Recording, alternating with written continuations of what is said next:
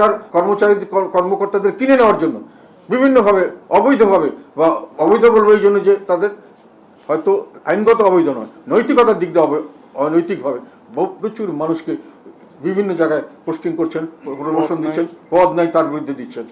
সরকারি কর্মকর্তারা তাদের গ্রিভেন্স জানাতে পারেন, কিন্তু সরকারি নীতিমালার বাইরে কোনো কিছু দেওয়া দেশকে ধ্বংসের দিকে নিয়ে যাওয়ার সামিল আমি মনে করি। যেটা একটা গাইডলাইনের বাইরে যদি আপনি কাউকে প্রমোশন দেন, কাউকে সুযোগ সুবিধা দেন, আস্তে আস্তে আপনি শৃঙ্খলার বাইরে চলে যাচ্ছেন এবং দেশকে একটা বেঠিক পথে নিয়ে যাচ্ছেন, ধ্বংসের পথে নিয়ে যাচ্ছেন। এগুলো কোনো ক্রমেই দেশের জন্য ভালো হতে পারে না।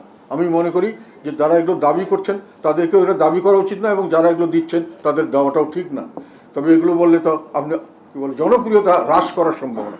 যাই হোক, বাংলাদেশে এখন যেভাবে দেশ চলছে আমরা মনে করি এটা সুশাসনের পক্ষে নয়, এবং যেভাবে দেশ চলছে এটা শৃঙ্খলাবদ্ধভাবে দেশ এগিয়ে যাচ্ছে না।